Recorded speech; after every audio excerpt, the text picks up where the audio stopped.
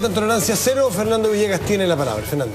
Presidente, a propósito de la raya que según mi tocayo usted trazó efectivamente, es una raya que de cierta forma divide la historia política de la derecha en un antes y un después, y hay otros antes y después que me gustaría conversar con usted. Evidentemente usted está al medio de un movimiento de muchos sectores de la derecha de renovarse, se han suscitado salidas de partidos, fundación de movimientos como Evópolis, Amplitud, etcétera, y se dice que usted es el factotum ahí, o una de las personas, por lo menos uno de los ejes de eso. Y en vista de eso, parecería raro, cosa que usted no ha sido claro en decir si lo va a hacer o no, parecería raro un regreso a Renovación Nacional, que incluso, aún asumiendo que usted llegara con poderes omnímodos para rearticularlo completamente, sigue siendo una marca vieja, es como cambiar, mantener el envase y pareciera que si uno quiere renovar algo tiene que cambiar incluso los nombres, cambiar la sede, cambiar el timbre de agua, cambiarlo todo y partir un poco, si no de cero, partir con otro viraje. Entonces yo le quiero preguntar si efectivamente cree que es posible todavía rearticular un movimiento creíble y con fuerza y capacidad de crecimiento, sobre todo, y no meramente llevando a la rastra las reliquias que han quedado del pasado, volviendo a RN.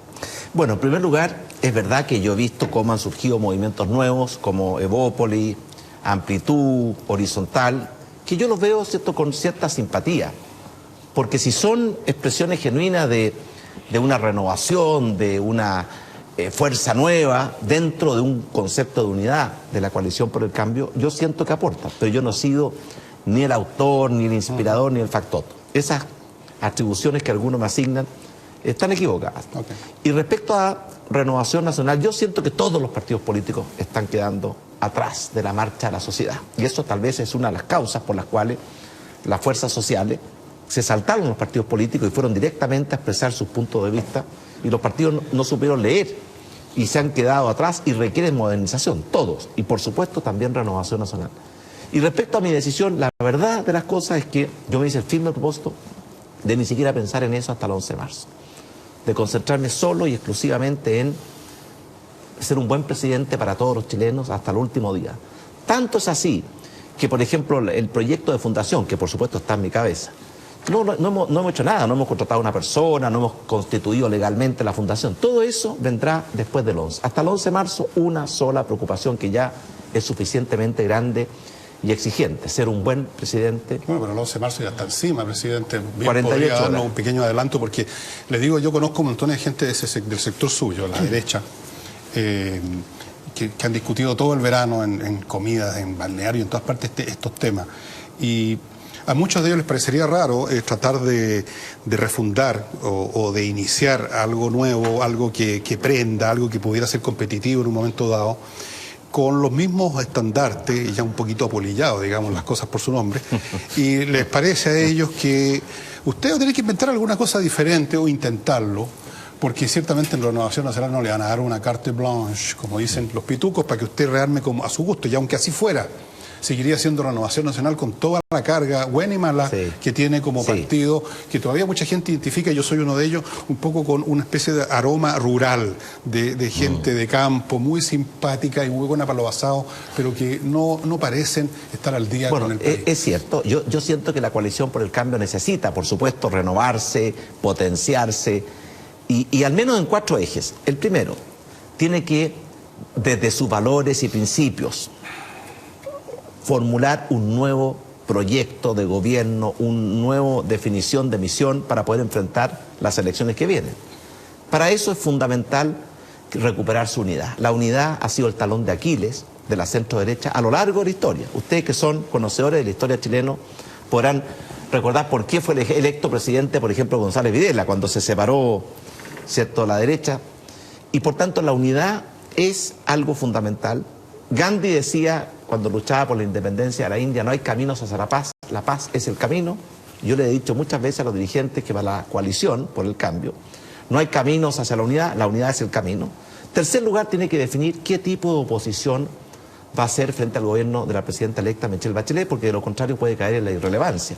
Y esa oposición, a mi juicio, tiene que ser siempre leal, constructiva, dialogante, buscando acuerdos que estimemos que son buenos para Chile, pero al mismo tiempo muy firme en fiscalizar, porque los gobiernos necesitan una oposición que fiscalice, y muy firme en defender nuestros valores y nuestros principios y evitar que se cometan errores. Yo creo que hay muchas cosas que se han dicho en la campaña de la concertación, más el Partido Comunista, lo que hoy día se llama la nueva mayoría, que a mi juicio no son buenas para Chile.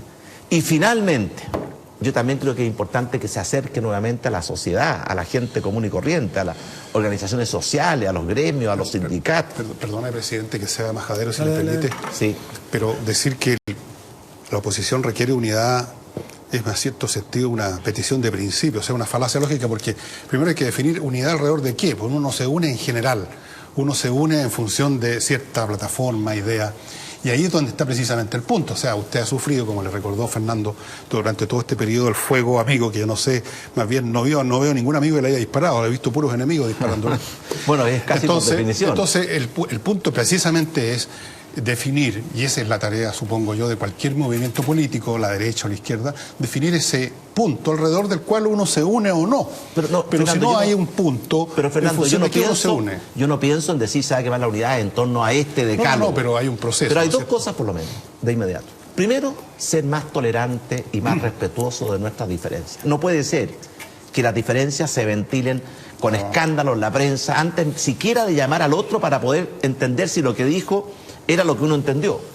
Por ejemplo, institucionalizar mejor a la coalición. Usted sabe que, por ejemplo, las directivas de Renovación Nacional con la UDI no se juntaban.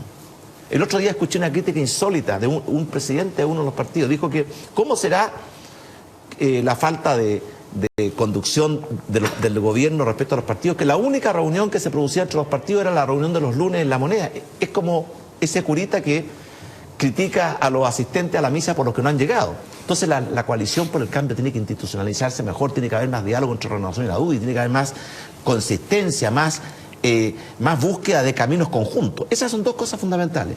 Institucionalizar para crear mecanismos de diálogo y búsqueda de acuerdo, porque de lo contrario, ¿cómo van a llegar? Y cambiar los hábitos, ser más respetuosos, recuperar la amistad cívica, no transformar a todo el que piensa distinto. Vea usted, por ejemplo, las críticas amigas que yo he escuchado en los últimos tiempos. ¿A qué apuntan?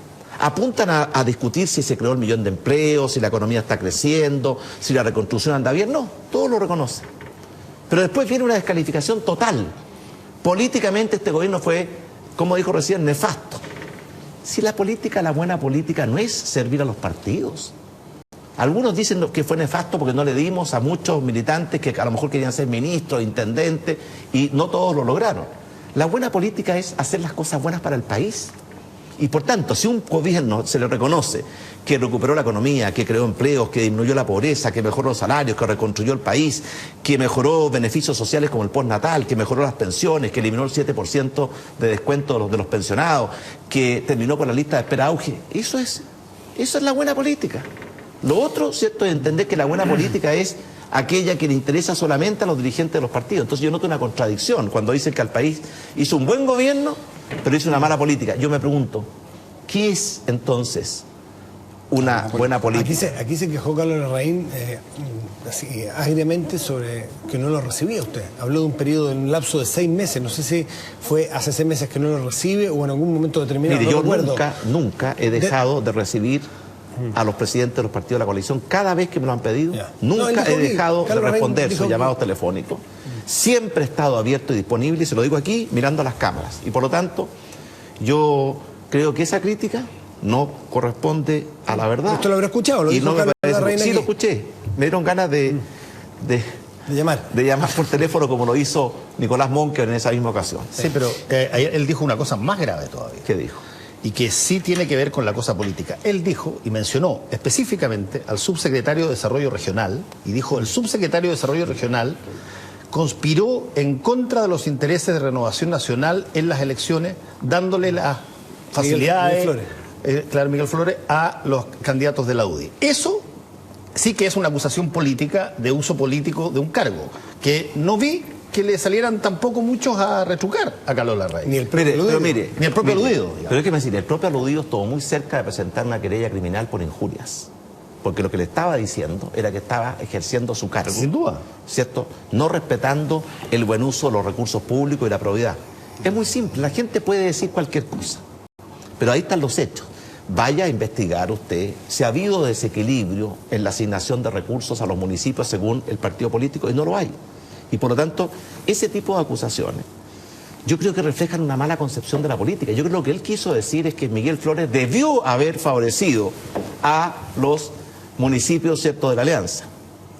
Y yo en la instrucción que nosotros le hemos dado a Miguel Flores, subsecretario de Desarrollo Regional, es que él tiene que favorecer a los municipios que más lo necesitan. Usted sabe que los recursos de los municipios están, gran parte de ellos asignados por ley. El Fondo Común Municipal, que es la principal fuente de financiamiento y que, entre paréntesis, durante nuestro gobierno creció en un 40%. Y el Fondo Nacional de Desarrollo Regional creció en un 60%. Digo esto para mostrar con hechos concretos nuestro compromiso con la regionalización, más atribuciones, más recursos, más funciones. Pero, si usted ve, el Fondo Común Municipal se determina por ley. Hay algunos programas especiales, por ejemplo, los municipios que tienen más necesidades reciben más ayuda. Los municipios que tienen mejores proyectos reciben más ayuda. Pero esa concepción de la política como que el presidente tiene que estar favoreciendo a los alcaldes de su coalición, porque detrás de eso, ¿qué significa? Perjudicando a los habitantes de otras comunas por el solo hecho de no tener un alcalde de la coalición, es una concepción errada.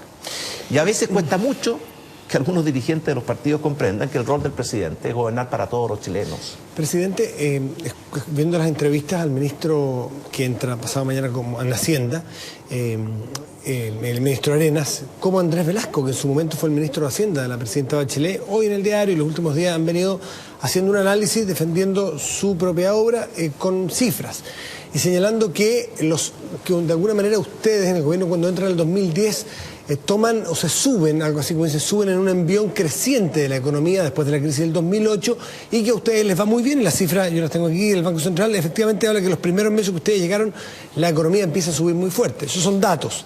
Y también es un dato que los últimos 9, y que ellos dicen entonces, una economía desacelerándose, y que los 8 o 9 últimos meses de su gobierno, efectivamente el IMASEC, que es el índice de mensual de actividad económica, viene decayendo. Datos. Me gustaría saber cuál es su interpretación de estas cifras, por qué se viene desacelerando la economía, a qué se lo atribuye. Y le quiero añadir una cosa, echa la pregunta, punto y coma. Hay algunos que se lo atribuyen, lo he escuchado, quiero ver si usted comparte, gente de su sector, simpatizantes, no líderes políticos, se lo atribuyen al temor de algunos empresarios a invertir porque sabían que la candidata entonces Michelle Bachelet iba a ganar las elecciones. Bueno, dos cosas. Uno, breve respecto al pasado. Nosotros recibimos una economía, el año 2009, que no estaba desacelerándose, estaba retrocediendo, en que la inversión como porcentaje del producto venía cayendo con mucha fuerza. Había caído a cifra del 21-22% del Producto Nacional Bruto. En que la productividad era negativa, es decir, la productividad, en lugar de ser un motor que ayuda al crecimiento, era un lastre que la frenaba. En que no habían grandes agendas pro competitividad. Y por tanto nosotros quisimos cambiar el curso de la economía chilena y por eso planteamos un desafío. Fijamos un objetivo de crecimiento, fijamos un objetivo de creación de empleos, fijamos un objetivo para hacer crecer las exportaciones. ¿Usted ha visto a la actual coalición fijar algún objetivo de crecimiento o de creación de empleos?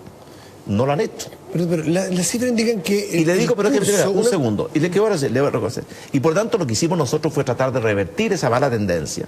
Y usted ve que durante nuestro gobierno la productividad pasó de negativa a positiva, las inversiones han crecido como porcentaje del producto del 22 al 27%, las exportaciones, que eran 55.000 millones el año 2009, alcanzaron a 80.000 millones el año 2013 y por tanto hay un montón de indicadores que muestran que hubo un cambio mucho más profundo. Ahora es verdad, en los últimos meses, porque se ha producido una desaceleración, que es evidente, ahí están las cifras. ¿A quién le atribuye usted? Yo le atribuyo a varios factores. Uno, yo pienso que el IMASEC del mes de enero, que fue el que puso esto arriba al tapete, 1,4%, no es representativo de la capacidad de crecimiento de la economía chilena, es un valor muy puntual, yo estoy seguro que se va a recuperar, y obedece primero a un ciclo de la economía mundial, obedece al paro portuario que causó mucho daño durante el mes de enero. La mejor prueba, las exportaciones cayeron 18% en el mes de enero. Y obedece también a los mensajes, las expectativas, ¿cierto?, que el futuro gobierno está transmitiendo, si la gente actúa en base a las expectativas futuras. Ahora, ¿qué porcentaje uno u otro? Demasiado temprano para decirlo, pero que la economía chilena se ha desacelerado en los últimos tiempos, sí, que está sana para volver a recuperar el ritmo y velocidad, se lo doy, pero con la máxima convicción. Yo creo que hoy día Chile nunca había estado tan cerca como está hoy día. Acuérdense que Chile fue la colonia más pobre de España y hoy día tiene un ingreso per cápita de $20.000. Nunca habíamos estado tan cerca y con tantas posibilidades de lograr ser un país desarrollado y de derrotar la pobreza como hoy día. Y espero que esa oportunidad no la farriemos, porque la hemos farreado muchas veces. Le voy a dar un pequeño recuento histórico. El año 1883, cuando terminó la Guerra del Pacífico, Chile heredó una fortuna y un potencial inmenso, el salitre, la minería. Tuvimos años maravillosos. Era el país con mayor potencial. ¿Qué pasó 8 años después de ganar la Guerra del Pacífico? Estábamos enfrascados en una guerra civil brutal, la guerra del 91 con el presidente Balmaceda. Yo espero que ahora los chilenos no cometamos el error que hemos cometido tantas veces, que cuando estamos al borde de alcanzar la meta, nos confundimos, nos empezamos a agarrar unos con otros y lo único que hacemos es retroceder. Ahora, yo sé, usted es especialista, economista, maneja las cifras, pero estas cifras hablan de, usted podrá descomponer el MACEC o el crecimiento en un montón de cosas, pero el agregado que está aquí de los últimos 12 meses, la tendencia de los últimos meses del gobierno de Bachelet, la tendencia es más bien al alza. Podrá ser, a juicio suyo, pobre, pero la tendencia es al alza. Y la tendencia ahora... Eso es cierto hasta el terremoto, que cambió totalmente el cuadro. Efectivamente, pero ya, ok, pero me gustaría entonces recalcar, usted de alguna manera... generalmente hacen eso. Sí, oiga, pero... ¿Usted de alguna manera comparte entonces este juicio que le escuchó una persona al decir que tiene responsabilidad los compromisos de campaña del gobierno que asume pasado mañana con la... Bueno, por supuesto que sí. Cuando uno ve... ve, por ejemplo, que todavía en materia de reforma constitucional no está claro el método, si va a ser con la Asamblea Constituyente. La Asamblea Constituyente no está contemplada en nuestra Constitución. Entonces, ¿cómo se puede hablar de Asamblea Constituyente? Que por lo más, Camilo Escalona dijo que era como fumar opio. El Camilo Escalona, expresidente del Partido Socialista. No sabemos claramente cuáles son los contenidos. Entonces, el tema de la reforma tributaria, en un momento como el actual, una reforma tributaria de esa magnitud. Nosotros hicimos 2 reformas tributarias, pero lo hicimos pensando siempre en no sacrificar el crecimiento. ¿Sabe por qué? Cada punto de crecimiento de la economía chilena agrega $600 millones adicionales.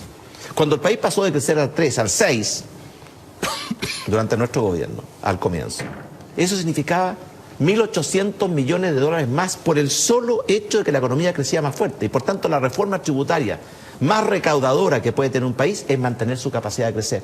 ¿Usted ha visto preocupación, compromiso, metas en materia de crecimiento, de inversión, de empleo, de productividad? Yo no las he visto. Ahora, las reformas tributarias no solo tienen como finalidad recaudar, sino que repartir de una manera distinta. No. La reforma tributaria recauda, es el gasto público el que reparte. Por eso que nuestro gobierno... Perdón, pero cuando usted recauda de distintas maneras, de alguna manera está redistribuyendo la riqueza de maneras distintas. Uno, según a quién le cobra, por supuesto. Pero usted sabe que en los estudios que se han hecho en Chile, el principal mecanismo para mejorar la distribución del ingreso, más que el sistema tributario, es el gasto público.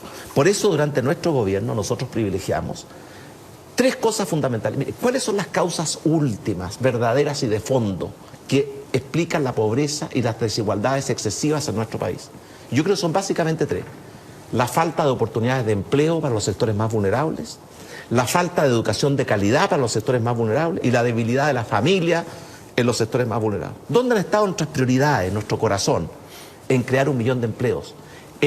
Inmensa mayoría, creo que es cerca del 90% de ese 1 millón de empleos es con contrato escrito, indefinido, con previsión social, con seguro de salud y seguro de desempleo. ¿Cuál fue el segundo gran esfuerzo? Mejorar la calidad de la educación. Pasamos de una inversión de 9.000 a 14.000 millones de dólares en inversión, porque invertimos en mejorar desde el postnatal, las salas cunas, la educación parvularia, la educación preescolar, la educación escolar, la educación superior, porque ahí había un instrumento, empleo y educación, que es lo que realmente va a atacar las causas últimas de la pobreza. Y finalmente hemos hecho un esfuerzo grande en fortalecer la familia en Chile. Y por supuesto, como eso toma tiempo, no nos quedamos solamente en eso, implementamos un programa que para mi juicio es una de las cosas más revolucionarias que se ha hecho, que fue el programa del ingreso ético familiar. Tradicionalmente en Chile la política social era asistencialista. Se le entregaba a las personas sin pedirles nada a cambio, generaba dependencia, a veces dependencia política, reducía la libertad e incluso no incentivaba el esfuerzo. El ingreso ético familiar es otra concepción de la política social, es una alianza estratégica entre los sectores vulnerables y el gobierno para unir fuerzas para superar la condición de pobreza y además para premiar el esfuerzo de los sectores más vulnerables. Por ejemplo, hoy una familia vulnerable en que la madre, la mujer, encuentra trabajo, reciben un castigo como antes, recibe un premio que es el bono mujer trabajadora, que puede llegar hasta 30% del salario. Cuando una familia vulnerable, sus niños, mejoran el rendimiento escolar, reciben un premio por ese esfuerzo. Hay que motivar y estimular el esfuerzo y hay que premiar el esfuerzo y no crear sectores que a través de este enfoque asistencialista terminan no desarrollando todas sus capacidades. Yo me acuerdo, presidente, de un artículo de Andrea Repetto en El Mercurio. Lo escribió antes en el Post, pero lo repitieron en el Mercurio, que establecía la meta que se había señalado de alcanzar el ingreso per cápita más alto del país menos desarrollado de la OECD o de la Unión Económica Europea, que era Portugal. Cuando llegáramos a $22.000, se decía, bueno, hemos pegado un salto tremendamente grande. Y lo que hizo Andrea Repetto fue hacer el siguiente ejercicio. Dijo, ok, supongamos que llegamos a $22.000 manteniendo la distribución de ingresos que hoy día tenemos, que básicamente no ha variado. Ella dijo, vamos a tener una situación bien interesante. El quintil más pobre va a tener un ingreso per cápita parecido al del Congo, el país número 168 en pobreza en el mundo, y el quintil más rico va a tener un ingreso per cápita parecido a Liechtenstein, que creo que es el segundo o tercero en ingreso per cápita. Esa relación, ¿usted considera que se puede medir satisfactoriamente hablando solamente de que el ingreso per cápita subió? Bueno, por supuesto que el ingreso per cápita es un promedio. Es como decir, cierto, la piscina tiene 30 centímetros... ¿Cuál es la mediana del ingreso per cápita? Por eso, es como decir, la piscina tiene 30 centímetros de profundidad. Pero si en una parte tiene 10 y en otra parte tiene 2 metros, en una parte no se pueden ni siquiera mojar los pies y en la otra se pueden ahogar. Y por eso que el objetivo nuestro no fue solamente pasar de 15 a 20.000 de ingreso per cápita, que lo hicimos. El objetivo nuestro fue mejorar, por fin, de verdad, en los hechos y no solamente en los discursos, la distribución del ingreso y reducir la pobreza. Y le quiero contar a usted, Fernando, yo leí ese artículo, que por lo más, Andrea Repetto no solamente es la señora de un muy buen colaborador de este gobierno, sino que una gran economista. Lo que nosotros hicimos fue un esfuerzo inmenso por mejorar dos cosas. La lucha contra la pobreza para que la pobreza, en lugar de subir, como había pasado en el gobierno anterior, cayera. Y en segundo lugar, para que la distribución del ingreso, en lugar de permanecer estancada, como había estado los últimos 20 años, empezara a mejorar. Y aquí le voy a dar cifras de la Universidad de Chile, para que nadie me discuta.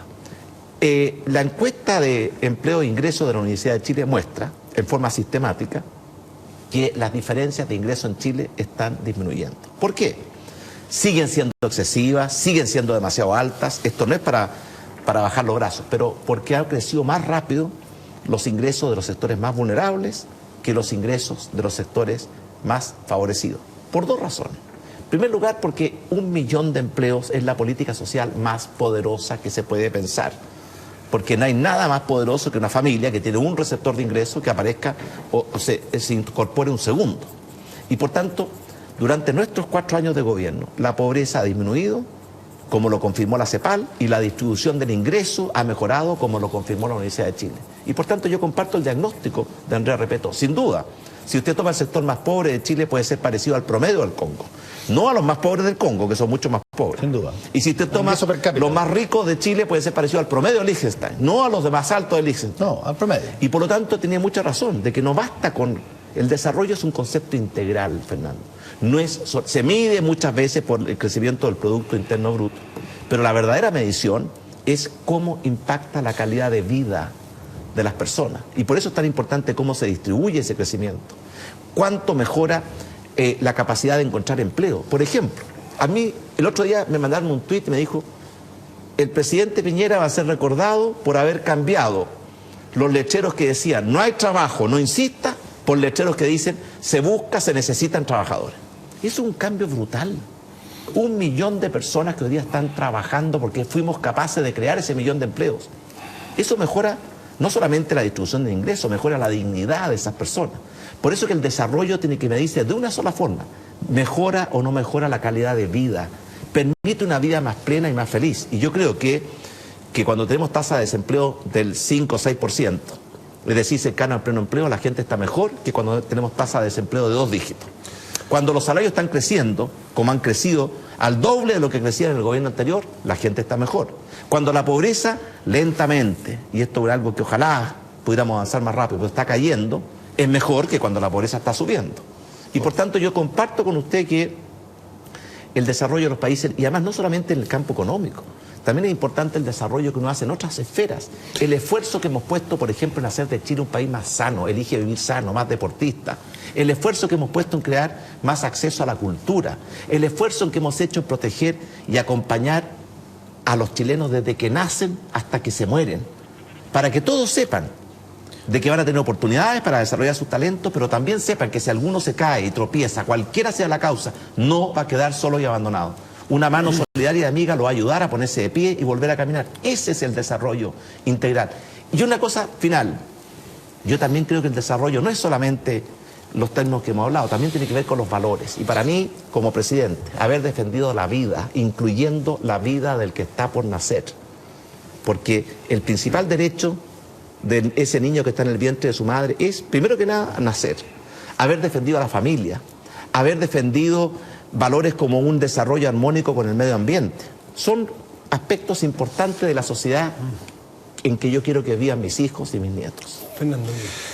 Presidente, es obvio que todas las almas tiernas de este mundo quieren hacer coincidir, y es un discurso que uno lo escucha a cada momento, el crecimiento con la distribución, con la justicia social, y hay una larga lista de ítems. Todos queremos. Esa sí que es una lista de la bandería. A eso voy. Pero una pregunta, todos queremos, la pregunta es si somos capaces de lograr. Bueno, déjeme ir a ese punto precisamente.